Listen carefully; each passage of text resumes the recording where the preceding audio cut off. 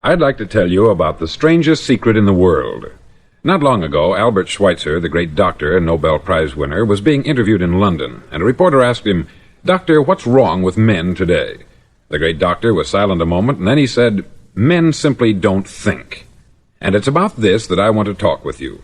We live today in a golden age. This is an era that man has looked forward, dreamed of, and worked toward for thousands of years. But since it's here, we pretty well take it for granted. We in America are particularly fortunate to live in the richest land that ever existed on the face of the earth, a land of abundant opportunity for everyone. But do you know what happens? Let's take 100 men who start even at the age of 25. Do you have any idea what will happen to those men by the time they're 65? These 100 men who all start even at the age of 25 believe they're going to be successful. If you asked any one of these men if he wanted to be a success, he'd tell you that he did. And you'd notice that he was eager toward life, that there was a certain sparkle to his eye, an erectness to his carriage, and life seemed like a pretty interesting adventure to him. But by the time they're 65, 1 will be rich, 4 will be financially independent, 5 will still be working, 54 will be broke. Now think a moment. Out of the 100, only 5 make the grade. Why do so many fail? What has happened to the sparkle that was there when they were 25? What's become of the dreams, the hopes, the plans? And why is there such a large disparity between what these men intended to do and what they actually accomplished? When we say about 5% achieve success, we have to define success. And here's the definition. Success is the progressive realization of a worthy ideal. If a man is working toward a predetermined goal and knows where he's going, that man is a success. If he's not doing that, he's a failure. Success is the progressive realization of a worthy ideal. Rollo May, the distinguished psychiatrist, wrote a wonderful book called Man's Search for Himself. And in this book he says, "The opposite of courage in our society is not cowardice, it is conformity." And there you have the trouble today. It's conformity. People acting like everyone else, without knowing why, without knowing where they're going. Now think of it. In America right now, there are over 14 million people 65 years of age and over. And about 13 million of these 14 million are broke. They're dependent on someone else for life's necessities. Now, we learn to read by the time we're 7. We learn to make a living by the time we're 25. Usually, by that time, we're not only making a living, we're supporting a family. And yet, by the time we're 65, we haven't learned how to become financially independent in the richest land that has ever been known. Why? We conform. And the trouble is that we're acting like the wrong percentage group. The 95% who don't succeed. Now, why do these people conform? Well, they don't know, really. These people believe that their lives are shaped by circumstances, by things that happen to them, by exterior forces. They're outer-directed people. A survey was made one time that covered a lot of men, working men, and these men were asked this question: why do you work? Why do you get up in the morning? 19 out of 20 had no idea. If you ask them, they'll say, everyone goes to work in the morning. And that's the reason they do it, because everyone else is doing it. Now let's get back to our definition of success. Who succeeds? The only man who succeeds is the man who is progressively realizing a worthy ideal. He's the man who says, I'm going to become this, and then begins to work toward that goal. I'll tell you who the successful people are. A success is the school teacher who's teaching school because that's what she wanted to do. The success is the woman who's a wife and mother because she wanted to become a wife and mother and is doing a good job of it. The success is the man who runs the corner gas station because that's what he wanted to do. The success is the successful salesman who wants to become a top-notch salesman and grow and build with his organization. A success is anyone who is doing deliberately a predetermined job because that's what he decided to do deliberately. But only 1 out of 20 does that. That's why today there isn't really any competition unless we make it for ourselves. Instead of competing, all we have to do is create. Now, for 20 years, I looked for the key which would determine what would happen to a human being. Was there a key, I wanted to know, which would make the future a promise that we could foretell to a large extent? Was there a key that would guarantee a person's becoming successful if he only knew about it and knew how to use it? Well, there is such a key, and I've found it. Have you ever wondered why so many men work so hard and honestly without ever achieving anything in particular, and others don't seem to work hard and yet seem to get everything? They have the magic touch. You've heard them say that about someone. Everything he touches turns to gold. And have you ever noticed that a man who becomes successful tends to continue to become successful, and on the other hand, Have you noticed how a man who is a failure tends to continue to fail? It's because of goals. Some of us have them, some don't. People with goals succeed because they know where they're going. Now think of a ship leaving a harbor, and think of it with the complete voyage mapped out and planned. The captain and crew know exactly where it's going and how long it will take. It has a definite goal. 9,999 times out of 10,000 it will get to where it started out to get. Now let's take another ship, just like the first, only let's not put a crew on it, or a captain at the helm. Let's give it no aiming point, no goal, no destination. We just start the engines and let it go. I think you'll agree with me that if it gets out of the harbor at all, it will either sink or wind up on some deserted beach a derelict. It can't go any place because it has no destination and no guidance. It's the same with a human being. Take the salesman, for example. There is no other person in the world today with the future of a good salesman. Selling is the world's highest paid profession, if we're good at it, and if we know where we're going. Every company needs top-notch salesmen, and they reward those men. The sky is the limit for them. But how many can you find? Someone once said, the human race is fixed, not to prevent the strong from winning, but to prevent the weak from losing. The American economy today can be likened to a convoy in time of war. The entire economy is slowed down to protect its weakest link, just as the convoy had to go at the speed that would permit its slowest vessel to remain in formation. That's why it's so easy to make a living today. It takes no particular brains or talent to make a living and support a family today, so we have a plateau of so-called security, if that's what a person's looking for, but we do have to decide how high above this plateau we want to aim for. Now let's get back to the strangest secret in the world, the story that I wanted to tell you today. Why do men with goals succeed in life, and men without them fail? Well, let me tell you something which, if you really understand it, will alter your life immediately. If you understand completely what I'm going to tell you from this moment on, your life will never be the same again. You'll suddenly find that good luck just seems to be attracted to you. The things you want just seem to fall in line. And from now on, you won't have the problems, the worries, the gnawing lump of anxiety that perhaps you've experienced before. Doubt, fear, well, they'll be things of the past. Here's the key to success, and the key to failure. We become what we think about. Now let me say that again. We become what we think about. Throughout all history, the great wise men and teachers, philosophers and prophets have disagreed with one another on many different things. It is only on this one point that they are in complete and unanimous agreement.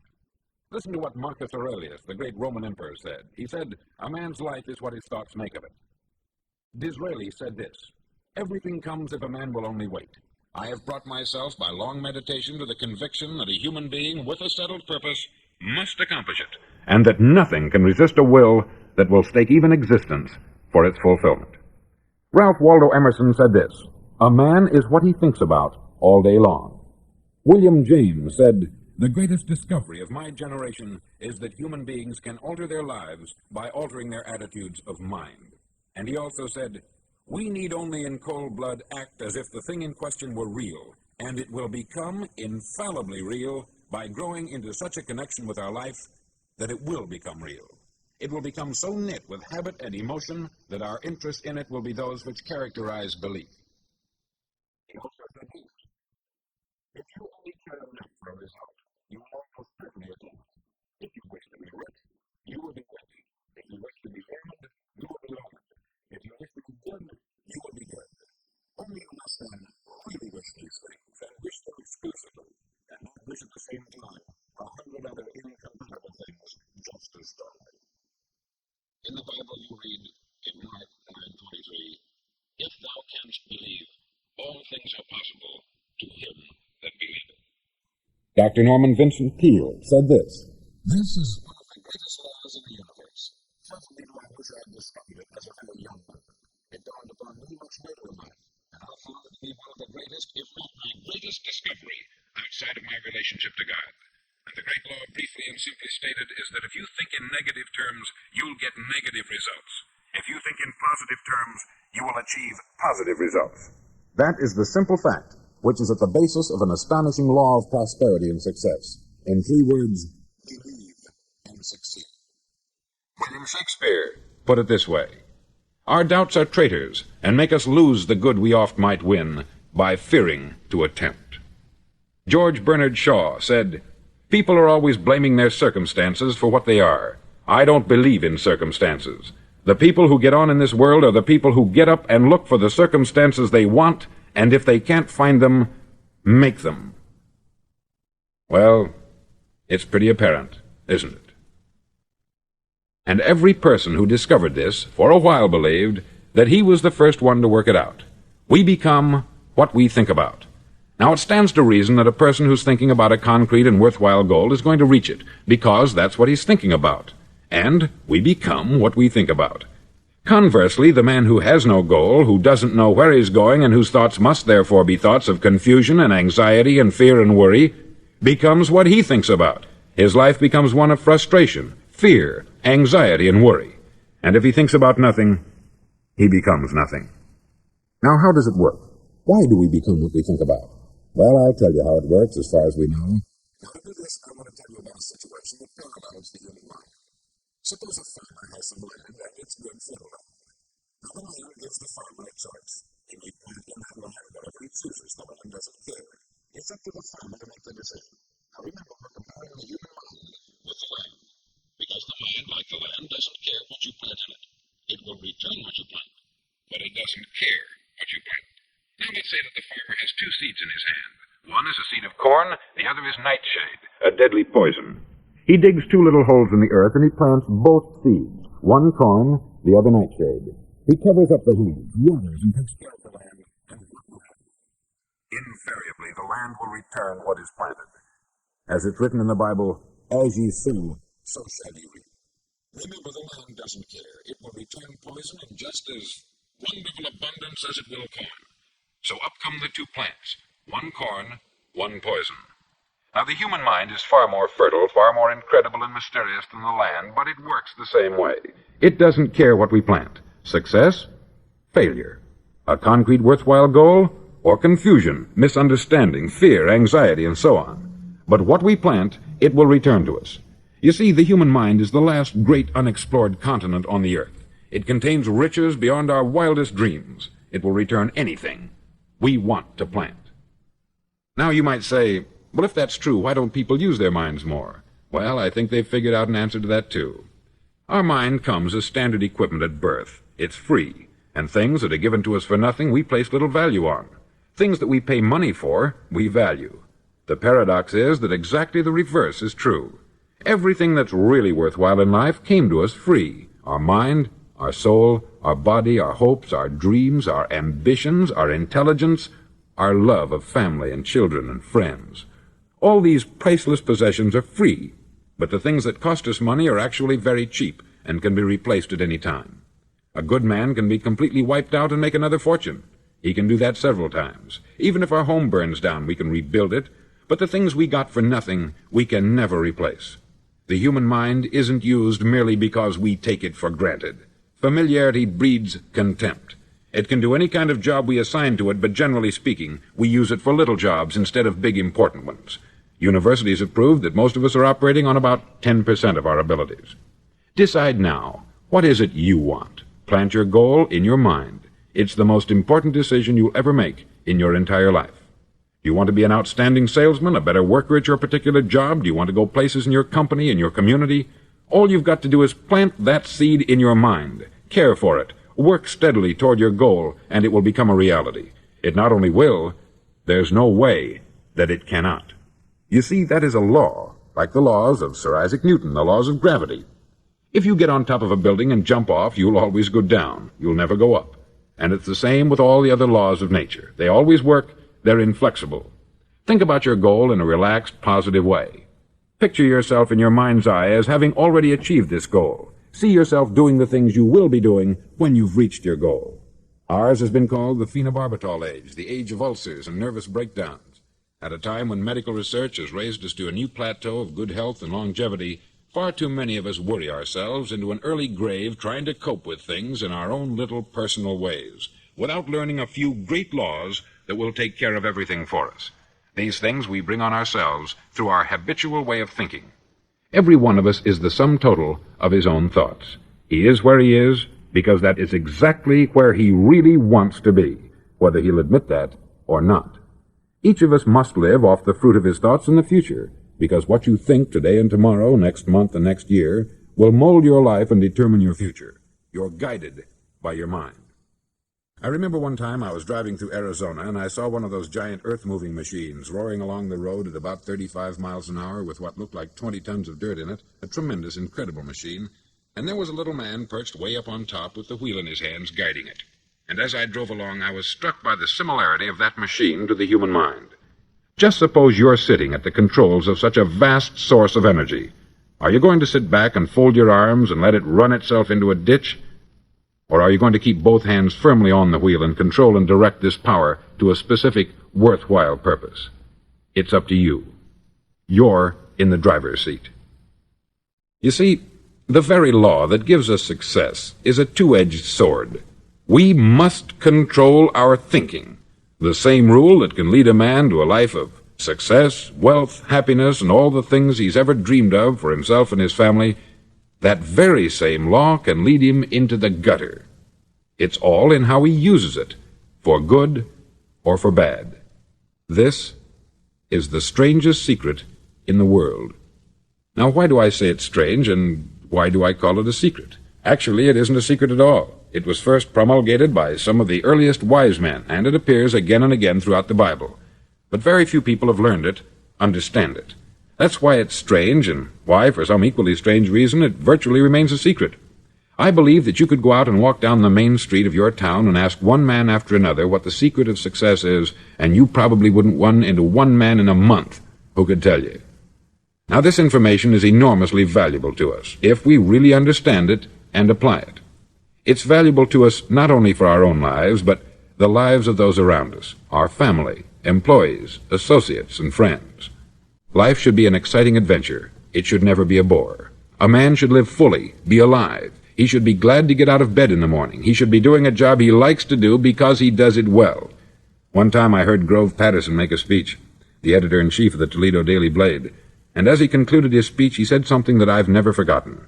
He said something like this: "My years in the newspaper business have convinced me of several things, among them that people are basically good, and that we came from someplace, and we're going someplace. So we should make our time here an exciting adventure. The architect of the universe didn't build a stairway leading nowhere." And the greatest teacher of all, the carpenter from the plains of Galilee, gave us the secret time and time again. As ye believe, so shall it be done unto you.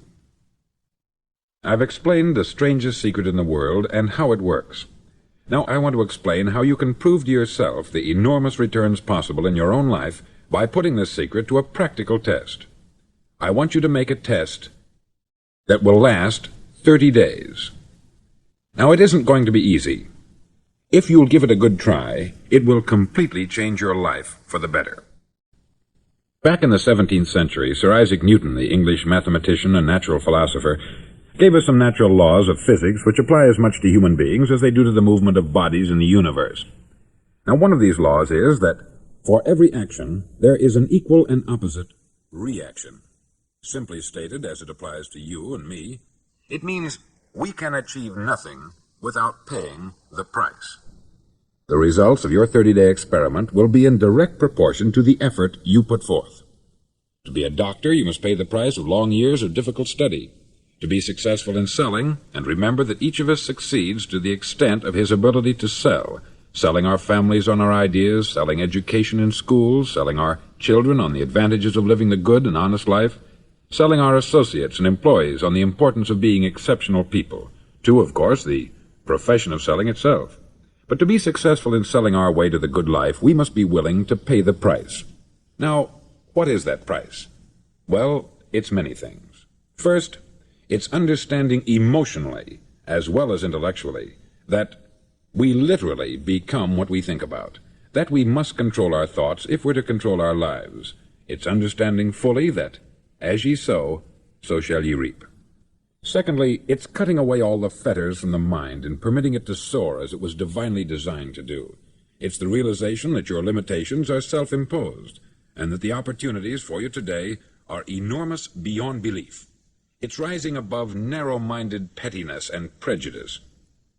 Thirdly, to use all your courage to force yourself to think positively on your own problem, to set a definite and clearly defined goal for yourself, to let your marvelous mind think about your goal from all possible angles, to let your imagination speculate freely upon many different possible solutions, to refuse to believe there are any circumstances sufficiently strong to defeat you in the accomplishment of your purpose, to act promptly and decisively when your course is clear, and to keep constantly aware of the fact that you are, at this moment, standing in the middle of your own acre of diamonds, as Russell Conwell used to point out.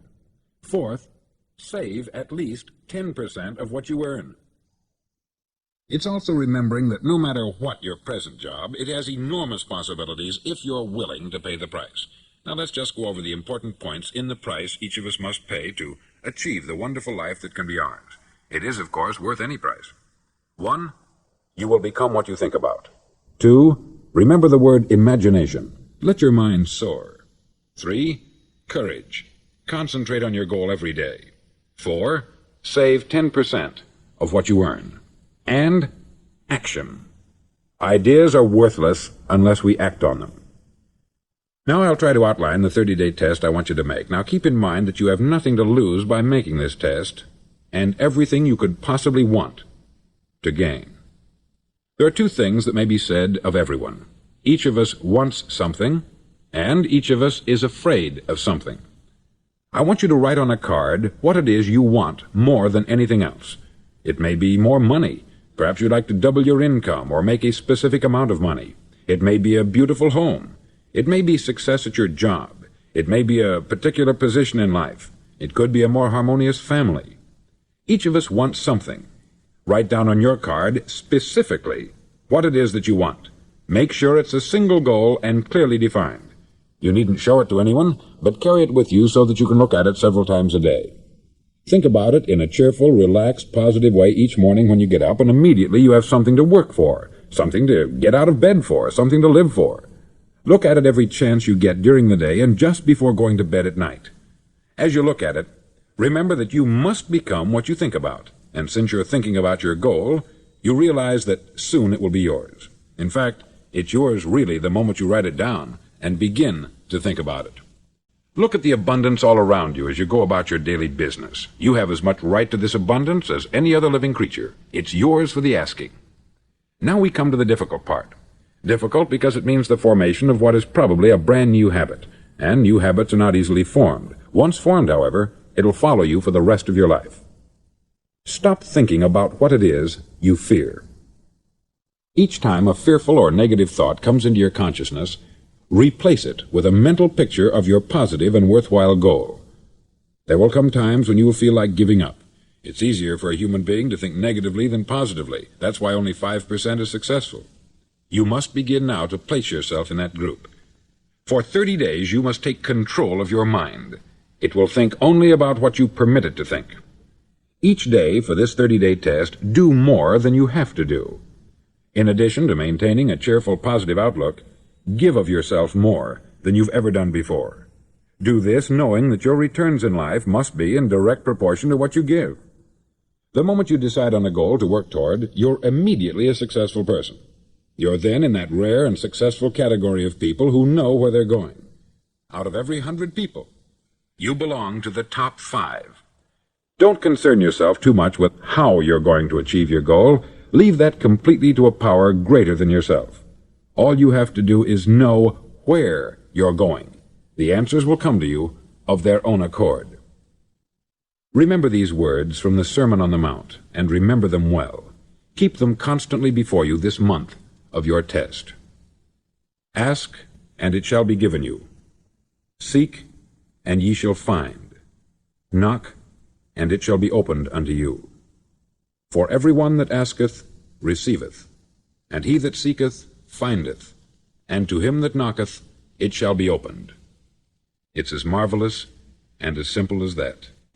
In fact, it's so simple that in our seemingly complicated world it's difficult for an adult to understand that all he needs is a purpose and faith. For 30 days, do your best. If you're a salesman, go at it as you've never done before, not in hectic fashion, but with the calm, cheerful assurance that time well spent will give you the abundance in return you deserve and want. No matter what your job, do it as you've never done it before for 30 days. And if you've kept your goal before you every day, you'll wonder and marvel at this new life you've found. Dorothea Brand, outstanding editor and writer, discovered it for herself and tells about it in her fine book, Wake Up and Live. Her entire philosophy is reduced to the words, act as though it were impossible to fail. She made her own test with sincerity and faith, and her entire life was changed to one of overwhelming success. Now you make your test for 30 full days. Don't start your test until you've made up your mind to stick with it. You see, by being persistent, you're demonstrating faith. Persistence is simply another word for faith.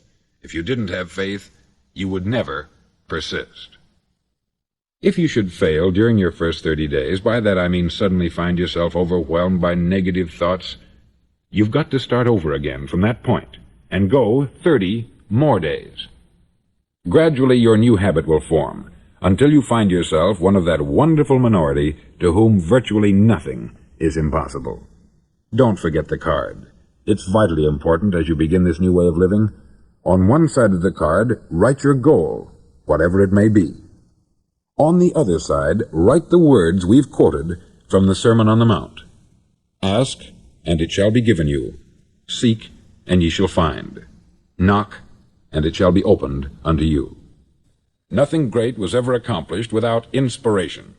See that during these crucial first 30 days, your own inspiration is kept at a peak. Above all, don't worry. Worry brings fear, and fear is crippling. The only thing that can cause you to worry during your test is trying to do it all yourself. Know that all you have to do is hold your goal before you. Everything else will take care of itself. Remember also to keep calm and cheerful. Don't let petty things annoy you and get you off course. Now, since making this test is difficult, some may say, well, why should I bother? Well, look at the alternative. No one wants to be a failure. No one really wants to be a mediocre individual. No one wants a life constantly filled with worry, fear, and frustration. Therefore, remember that you must reap that which you sow. If you sow negative thoughts, your life will be filled with negative things. If you sow positive thoughts, your life will be cheerful, successful, and positive. Now, gradually, you will have a tendency to forget what you've heard on this record. Play it often. Keep reminding yourself of what you must do to form this new habit. Gather your whole family about and listen to what's been said here at regular intervals. You know, most men will tell you that they want to make money without understanding the law. The only people who make money work in the mint. The rest of us must earn money. This is what causes those who keep looking for something for nothing or a free ride to fail in life. The only way to earn money is by providing people with services or products which are needed and useful. We exchange our product or service for the other man's money. Therefore, the law is that our financial return will be in direct proportion to our service. Success is not the result of making money. Making money is the result of success. And success is in direct proportion to our service. Most people have this law backwards. They believe that you're successful if you earn a lot of money. The truth is that you can only earn money after you're successful. It's like the story of the man who sat in front of the stove and said to it, "Give me heat, and then I'll add the wood." How many men and women do you know, or do you suppose there are today, who take the same attitude toward life? There are millions. We've got to put the fuel in before we can expect heat. Likewise, we've got to be of service first before we can expect money. Don't concern yourself with the money. Be of service. Build, work, dream, create. Do this, and you'll find there's no limit to the prosperity and abundance that will come to you. Prosperity is founded upon a law of mutual exchange. Any person who contributes to prosperity must prosper in turn himself. Sometimes the return will not come from those you serve, but it must come to you from someplace, for that is the law. For every action, there is an equal and opposite reaction. As you go daily through your 30-day test period, remember that your success will always be measured by the quality and quantity of service you render, and money is a yardstick for measuring this service. No man can get rich himself unless he enriches others. There are no exceptions to a law. You can drive down any street in America and from your car estimate the service that's being rendered by the people living on that street. Had you ever thought of this yardstick before? It's interesting.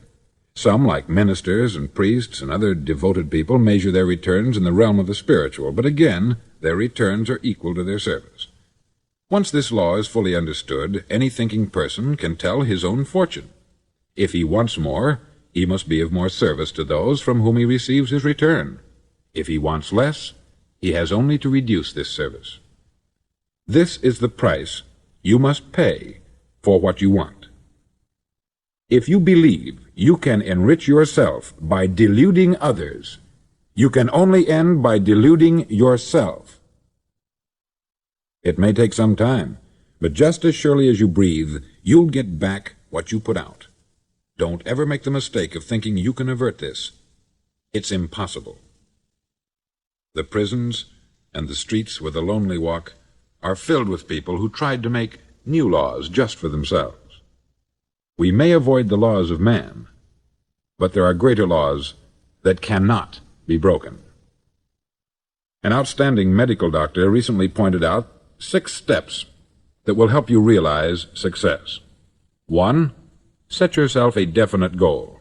2. Quit running yourself down. 3. Stop thinking of all the reasons why you cannot be successful, and instead think of all the reasons why you can. 4. Trace your attitudes back through your childhood and try to discover where you first got the idea you couldn't be a success, if that's the way you've been thinking. 5.